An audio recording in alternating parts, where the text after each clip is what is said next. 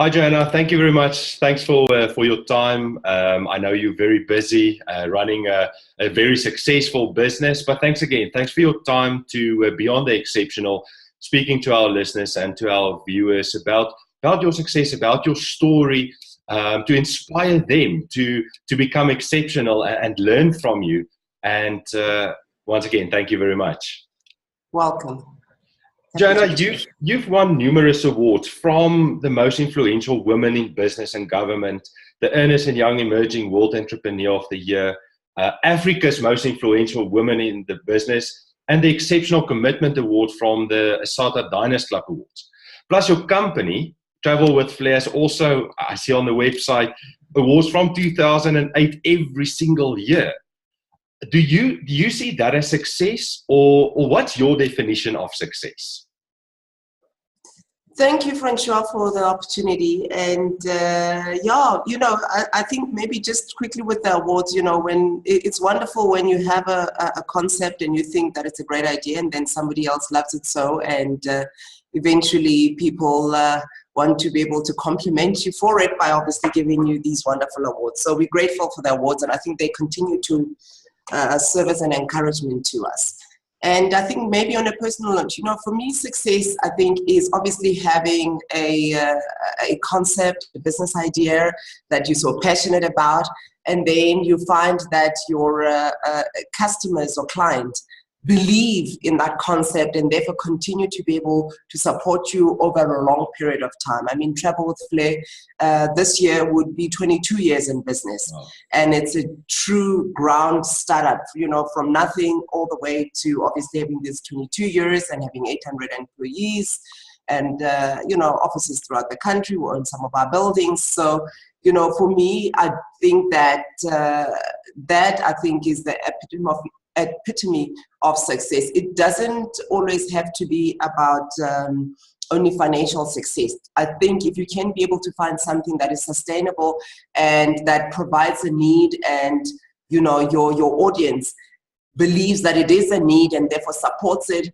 for such a long time, for me, that is success. And I think on a personal level, for me, success is obviously having finding peace and being joyful in your life. Mm.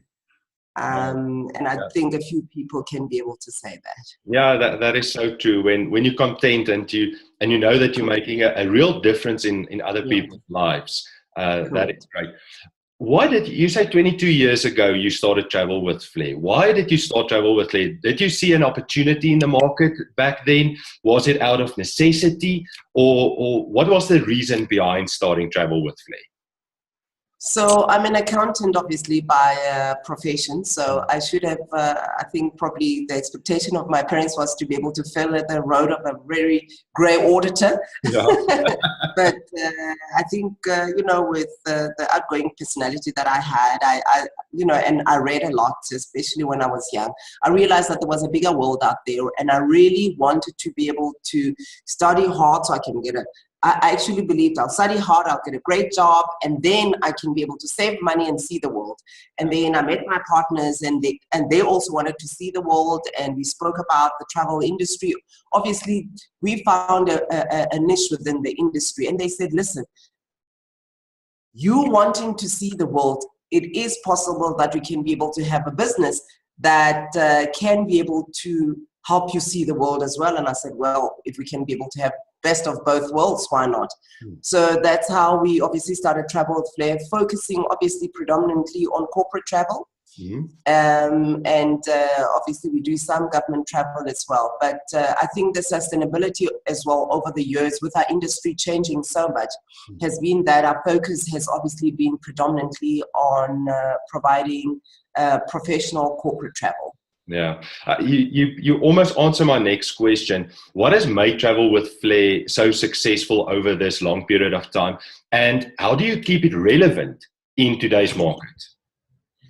I think part of our success has been that, we obviously have tried to be able to stay ahead of the technology that is within our industry. You need to be able to be, 3 to 5 years ahead of what the industry is doing for you to be able to continue to have relevance and sustainability. I mean, the internet is a true interrupter, and technology is a true interrupter in our industry. So what we have done as Travel with Flair is to be able to provide our corporates with the best of both worlds, in that you still can be able to get your internet prices, but still have a professional travel agent that can be able to consolidate your spend, look after your travelers. I mean, things happen around the world at ungodly hours, and you pray that you have a competent travel agent that's working 24 hours that can be able to assist you, like us, of course. Yeah. And I think we train our staff a lot. We have our own training academy called How to Training Academy, where we train our staff on the latest things that are happening within our industry, and therefore, making sure as well that we sharpen in terms of our service excellence. And I think the industry, if you ask any of our competitors, will tell you that Travel with Flair, leaders in technology, and obviously their service excellence is unsurpassed. Yeah, it is great, and congratulations on that.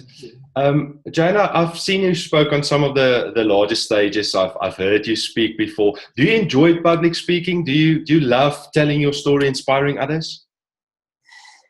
I think for me, it's not because I enjoy it more than it is a calling, that I believe that the journey that I've walked, and the challenges I've experienced and how I've overcome them, and how I'm able to run a sustainable business like ourselves, like Travel with Flair, over such a long period of time. If it can be able to help inspire others, to be able to say, it doesn't matter the background you come from, it does not define you. You too can be great. You too can be able to start something from nothing and end up with a big corporation and provide great employment for wonderful people.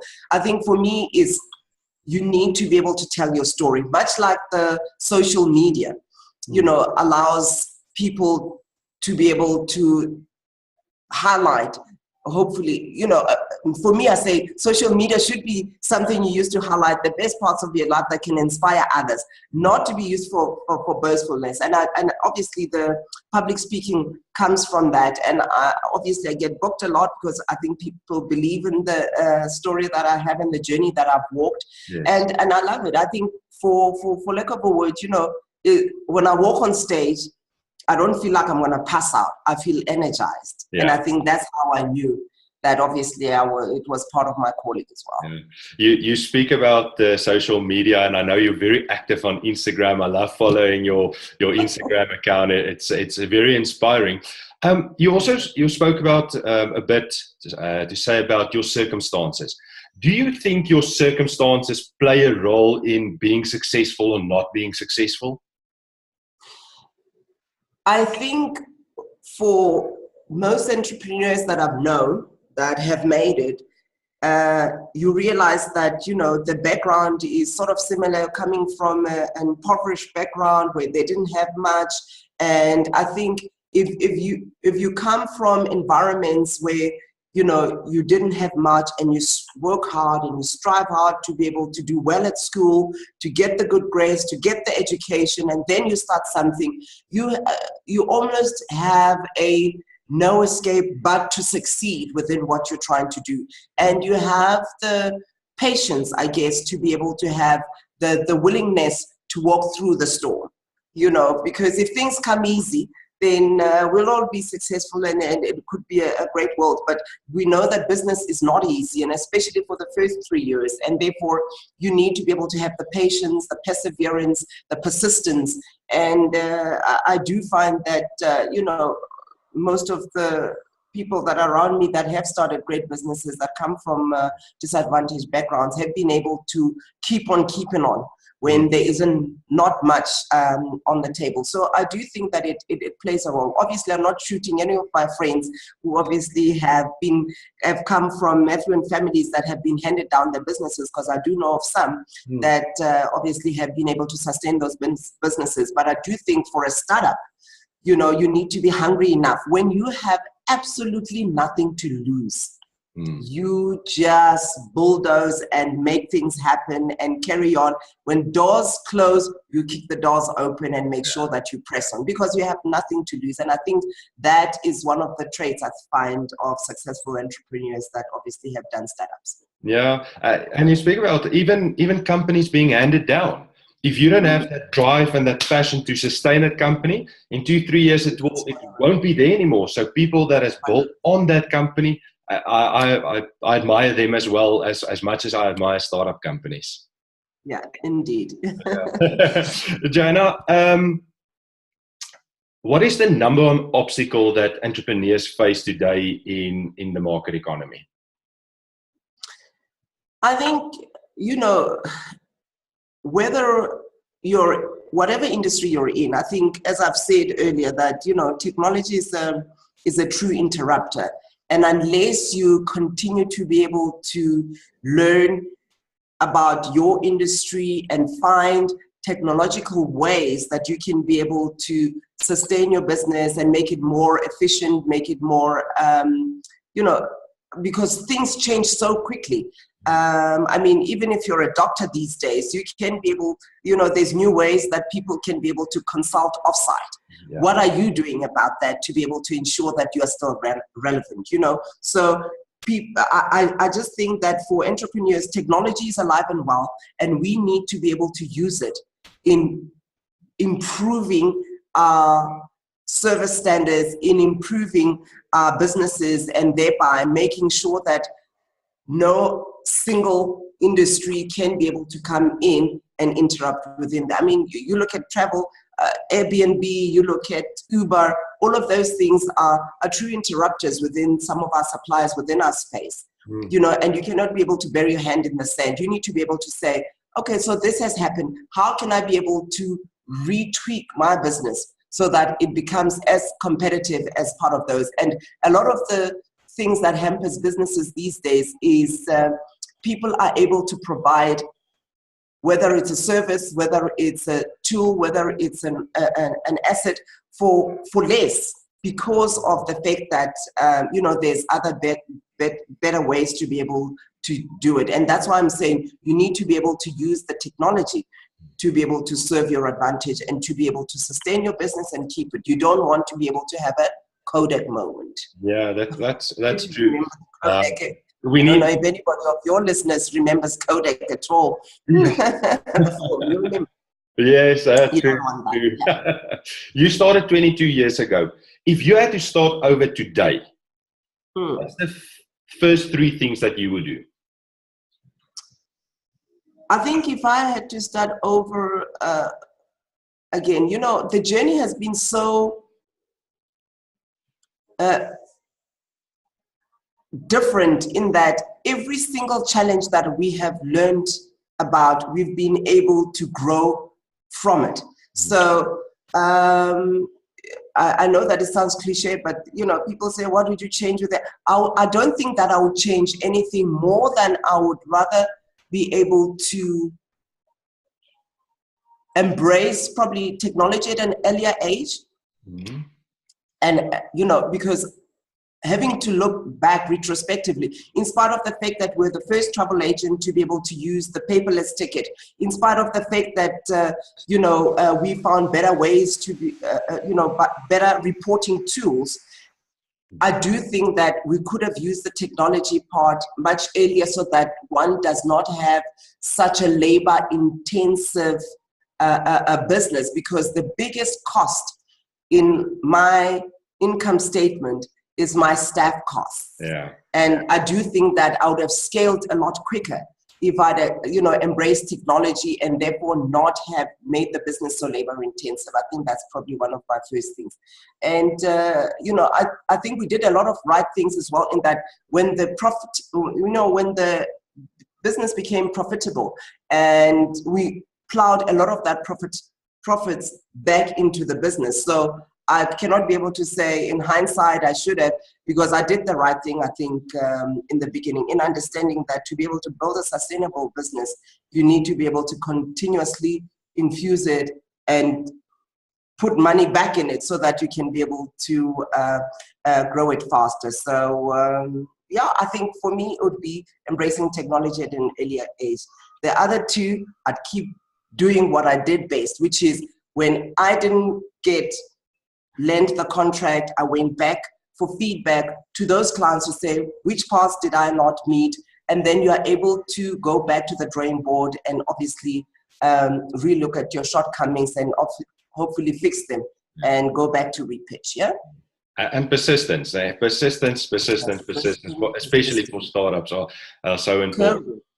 Johanna, you've got business partners. What are the qualities that you look when you engage a business partner or want to bring a business partner on board?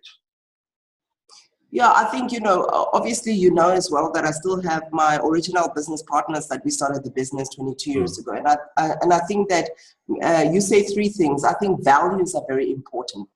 You need to be your values need to be aligned in that what they say they would do when they look at me and when I'm not looking is exactly what they would do. And it has to be aligned in terms of fairness, in terms of, looking after human capital and just for me, obviously, coming from a religious side that, if you can sleep with yourself for having taken that decision, I think that's the first thing. And secondly, a lot of respect. I think we have a lot of respect for each other. And third, and most important thing that breaks a lot of business relationship is hard work. Hard work. Everybody has to be able to put in the hard work and pull the ship forward. Because if you feel like the only rainmaker, in there lies a breakage of a lot of partnerships. Yeah, that's so true. And all of those values is inherent for building a successful company. What is your next big goal? What projects are you working on? What is the next big thing for you? Or for Joanne? For Travel with Flair. For Travel with Flair, obviously we're working on our online booking tool that we obviously are going to use, with our different corporates that we have. We were using a tool that we had sourced and now we're building it with the understanding of all the different likes and dislikes that our customers have brought back to us. So that is very exciting, and that's something we're currently working on and slowly rolling out. And then I'm obviously also working on another different business in data security. Very exciting, new stuff. I always say in life, you always have to have something yet significant to do.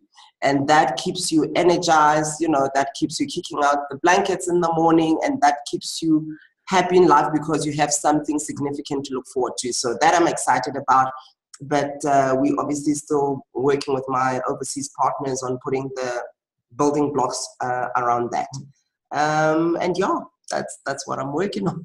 And obviously I'm a mother of teenagers, so I need to also be able to make sure that my house is in order. Oh, that's probably the biggest job that you have. And you need to, in spite of the business success, you need to be able to know the people you're raising in your home. That's true. I've got two little ones of my own, so I know exactly where you're coming from. Johanna, do you have a routine that you follow in the morning to set your morning up or your day up, or a routine in the end of the day to set the next day up? I'm more of a person who sets the routine the day in the night. So even what I'm going to wear, what's happening in my diary, prepare, because I think I'm more productive at night. So especially whether I'm presenting, whether it's a board meeting, all of my things I do in the night. I read a lot because it's a lot quieter. The kids are asleep, and it's a lot easier to be able to focus when the world is a bit quieter.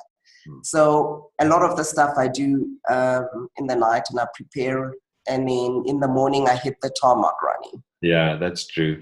Johanna, who is your idols, your heroes, your coaches that you look up to and that you take guidance from? I think one of my biggest role models that I've had the pleasure to be able to meet, to spend a bit of time with, and to take counsel from, is the late Dr. Nelson Mandela. He taught me a lot, I think, about humility, about appreciation of mankind. He taught me about respect. He taught me about forgiveness. And I think the single most important thing as well is that, you know, if I believe in something and I think I can do it, I should go out and do it. And that sort of drive coming from that kind of a human being who's colossal as what he was, really helped me to be able to have the lack of fear, I think, earlier in my business career. And when people also did me wrong, I used to run to him to say, people are stealing my concepts, help. And he will call anybody to be able to get it right for me. So I remember him with great fondness. Yes. Indeed, a privilege, and he was such an inspiration. I don't think just for us here in South Africa, but for everyone around the world, and a great human being.